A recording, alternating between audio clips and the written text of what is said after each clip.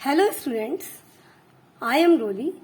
Today's topic is impulse of a force. Impulse of a force, Hindi में इसकी meaning है बल का आवेग. Impulse means आवेग और force बल का आवेग. अब इसका फॉर्मूला क्या है, इसको कैसे निकालेंगे, क्या इसमें होता है, ये सारी चीज समझने के लिए हम एक एग्जाम्पल लेते हैं. एक example, we take a ball of rubber in our hand. We can throw it by any velocity, applying a force on it. It means कि हम एक बॉल लेते हैं अपने हाथ में और उसको हम किसी भी वेलोसिटी से फेंकते हैं, तो उस पे इसके लिए हम अप्लाई करते हैं एक फोर्स उस पे अप्लाई करते हैं और जिससे हम उसको फेंकते हैं. But if we have to throw a heavy sphere of lead, we have to throw heavy sphere of lead with same velocity. The same velocity, अगर हम इसी प्रकार दूसरा एक हैवी स्फीयर ले लेड का, तो उसको हम उसी वेलोसिटी से फेंके तो उसमें हमको कुछ कठिनाई महसूस होती है. उसमें we will feel some difficulty to do so. ऐसा करने में हमें कुछ कठिनाई महसूस होती है. तो फॉर दिस पर्पस इसको करने के लिए हम दो तरीके अपनाते हैं. एक तो ये कि we have to apply a severe jerk means force, severe force on a sphere. और दूसरा तरीका ये है कि we will carry our hand backward, we will carry our hand with a sphere, मतलब स्फीयर के साथ बैकवर्ड ले and then throw the sphere with same force, same jerk. तो यानी कि इसका मतलब ये हुआ कि अगर हम हैवी जो लिया है, हैवी स्फीयर किसी भी मेटल का या किसी भी और चीज का, तो हमने लेड का लिया है, तो उसको हम जब फेंकें तो उसको फेंकने के लिए हम या तो ज्यादा फोर्स लगाएं, एक तरीका ये है कि फोर्स ज्यादा अप्लाई करें, और दूसरा तरीका ये है कि हम अपने हाथ को स्फीयर सहित पीछे लाएं और पीछे लाने के बाद तब हम उसको फेंके उसी वेलोसिटी से. तो हमारे दो तरीके हो गए. तो इसका मतलब क्या हुआ, we can change the velocity of a body by two ways. दो तरीके से हम चेंज कर सकते हैं वेलोसिटी किसी भी बॉडी की, मूविंग बॉडी की. पहला है अप्लाइंग ए लार्ज फोर्स, यानी कि ज्यादा force, applying a large force for a short time interval. और दूसरा है by applying A small force for a long interval of time. It means इसका मतलब क्या है, अर्थ क्या है कि एक तो तरीका है कि हम ज्यादा फोर्स लगाएं कम समय के लिए, जैसे कि हम कील ठोकते हैं तो ज्यादा फोर्स एक बार हैमर उस पे दीवार पे नहीं कील लगाते हैं नेल, और उसके ऊपर एक बार हैमर से कस के पॉइंट पे वार करते हैं तो कील उसमें आ जाती है. Applying a large force for small interval of time.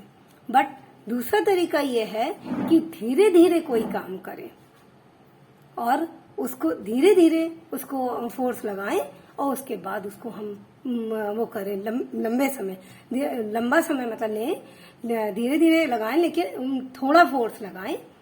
एक बार ये कि हम ज्यादा फोर्स लगा के कम समय के लिए, और एक कम फोर्स लगा के ज्यादा समय, कम फोर्स धीरे धीरे फोर्स लगाएं लेकिन ज्यादा समय, लंबे समय अंतराल पे लगाएं.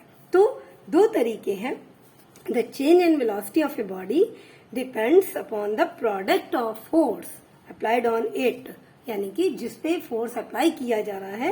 तो क्या है चेंज ऑफ वेलोसिटी, किस पे डिपेंड करेगी, velocity of a body depends upon the product of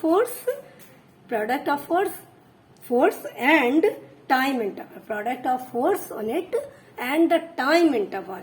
यानी कि जो वो है वेलोसिटी ऑफ ए बॉडी जो चेंज होगी वो किस पे, एक तो प्रोडक्ट ऑफ फोर्स यानी कि फोर्स और मल्टीप्लाइड बाय टाइम इंटरवल. तो टाइम इंटरवल के लिए हम क्या करते हैं, वैसे तो टी है टाइम का, लेकिन चूंकि टाइम इंटरवल कह रहे हैं हम, तो इसका मतलब यह है कि डेल्टा टी का मतलब ये हो गया कि वो शॉर्ट टाइम, मतलब कोई टाइम इंटरवल है जब हम कोई किसी भी क्वांटिटी को किसी स्मॉल क्वांटिटी किसी को मतलब स्मॉल अमाउंट लेते हैं तो वो इंटरवल के लिए हम डेल्टा का यूज करते हैं। तो F multiplied by delta T. तो यानी कि change in the velocity of a body depend upon the product of force applied on it and the time interval for which the force is applied. जितने समय के लिए force apply, ये time कौन सा है, जितने समय के लिए फोर्स अप्लाई किया जा रहा है वो टाइम इंटरवल और फोर्स, इन दोनों का प्रोडक्ट यानी कि मल्टीप्लिकेशन, इन दोनों का प्रोडक्ट जो है it is called change in, ये वेलोसिटी में चेंज करेगा, चेंज इन वेलोसिटी। तो अकॉर्डिंग टू द डेफिनेशन हम देखते हैं डेफिनेशन क्या है। When a large force act on a body for a very short time interval, when a large force acts on a body for a very short time interval, the product of force and the time interval is called the impulse of force। और time interval क्या है, for which it acts, मतलब जितने समय के लिए ये force apply हो रहा है उस पे, on which it acts, जितने समय के लिए, मतलब जो ये वो समय है टाइम इंटरवल, जितने समय ये वो समय है जितना समय फोर्स अप्लाई हो रहा है। तो अगर ज्यादा फोर्स होगा तो समय कम होगा, और अगर स्मॉल फोर्स होगा, अगर बिगर फोर्स होगा तो टाइम इंटरवल शॉर्ट होगा, और अगर स्मॉल फोर्स होगा तो टाइम इंटरवल ज्यादा हो जाएगा।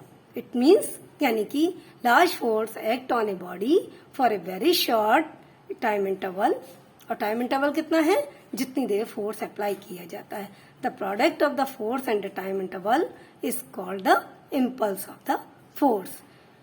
इफ अ कांस्टेंट फोर्स, अगर फोर्स कांस्टेंट है, जैसे कि अभी हमने पहला जो एग्जांपल दिया था उसमें उसी फोर्स से अगर ले जाना है, अगर उस वही फोर्स लगा कि हमें उसको वेलोसिटी को चेंज करना है तो हमें अपना हाथ पीछे ले जाना होगा और उसके बाद हम उस पर फोर्स अप्लाई करेंगे। और अगर हमें उस वेलोसिटी से नहीं तो फिर हमें ज्यादा फोर्स लगाना होगा, तब उसकी वेलोसिटी में चेंज होगा। तो दोनों में से कोई भी हम तरीका अपना सकते हैं, कोई भी स्टाइल ले सकते हैं। If a constant force F is applied on a body for a short interval of time यानी कि delta T, the impulse of this force will be F into delta T. ये क्या हो जाएगा, F into delta T. Impulse is equal to F into delta T. It is a vector quantity because force is vector quantity, तो delta T it is a vector quantity. इस direction is the same as that of force. जो force की direction होगी, जिस दिशा में force काम करेगा उसी दिशा में तो चेंज आएगा वेलोसिटी में। अगर यहाँ से चल रहा है और यहाँ पे जाएगा तो उसी दिशा में तो जाएगा। सपोज, अब हम इसको डेरिवेशन लेते हैं। Suppose the mass of a body in M is M, किसी भी चीज का, किसी मूविंग बॉडी का मास एम है। On applying a constant force, अगर उस पर कांस्टेंट फोर्स अप्लाई किया जाता है for a short interval of time यानी कि delta T, its velocity is change by delta V. तो उसकी वेलोसिटी चेंज हो जाएगी, यानी कि T1 पे V1 होगी उसकी वेलोसिटी और T2 पे V2 होगी उसकी वेलोसिटी। तो डेल्टा टी यानी कि इन दोनों का डिफरेंस और डेल्टा टी इन दोनों का डिफरेंस और डेल्टा वी इन दोनों का डिफरेंस। तो A is equal then acceleration produce in the body, A is equal to delta V upon delta T. Okay, delta V is V2 minus V1 and delta T is equal to T2 minus T1 according to Newton second law. अब आपको मालूम है, पढ़ चुके हैं Newton का second law. अगर नहीं पढ़ा है तो आप मेरा वीडियो देखिए, इसमें लिंक में डिस्क्रिप्शन में दिया गया है। According to the Newton's law F is equal to M into A। तो A की जगह पे हम A के स्थान पे place of A M is equal to A की जगह पे हम, ये तो M की जगह पे आ जाएगा, A की जगह पे delta V upon delta T ये रख देंगे यहाँ पर A के स्थान पे। तो M into delta V upon delta T. Okay, next इसके आगे आते हैं कि क्या इसमें चेंज होगा। तो delta V upon delta T F is equal to m into delta V upon delta T. तो ये तो हो गया एक लाइन में, तो ये है क्या होगा, F is equal to m into delta V upon delta T. तो बाय क्रॉस मल्टीप्लाई, इस तरह से क्रॉस मल्टीप्लाई किया जाता है बाय क्रॉस मल्टीप्लाई।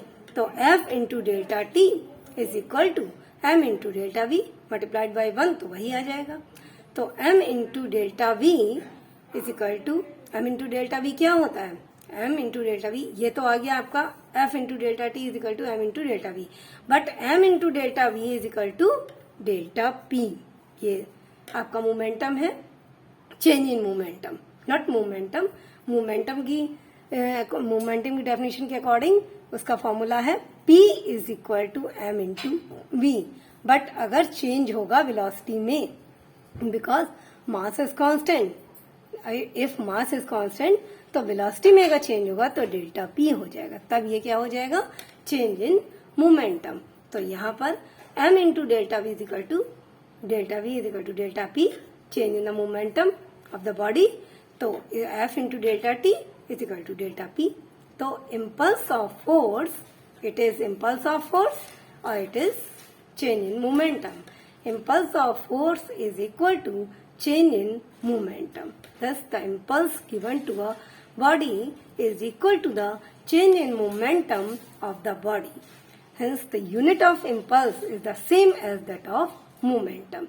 जो momentum की है यूनिट, momentum की यूनिट क्या है, m इंटू डेल्टा वी। तो m फॉर मास, और मास को kg में डिनोट करते हैं इन MKS पद्धति सिस्टम। तो kg और वेलोसिटी को मीटर पर सेकंड में, मीटर पर सेकंड, तो इसका ये क्या हो गया, डेल्टा पी का किलोग्राम मीटर पर सेकंड। तो same as impulse of force, इसकी अपनी कोई अलग यूनिट नहीं है, क्योंकि it is equal to this, this is equal to this. तो इसलिए जो इसकी यूनिट होगी चेंज इन मोमेंटम की, वही इसकी होगी इम्पल्स ऑफ फोर्स की। तो केजी मीटर पर सेकेंड, केजी मीटर पर सेकेंड। और इसको दूसरे तरीके से लिख सकते हैं हम, केजी मीटर और सेकेंड पे -1। ओके, ये सिस्टम है आईसीएससी में, मेथड लिखा जाता है। लिख आप किसी भी तरह से सकते हैं, सीबीएसई, आईसीएसई, सब। तो दैट ऑफ एज मोमेंटम। अब इसके कुछ डेली लाइफ में आपके एग्जाम्पल हैं और काफी अच्छे एग्जाम्पल हैं, उनको मैं नेक्स्ट वीडियो में डिस्कस करूंगी। थैंक्स।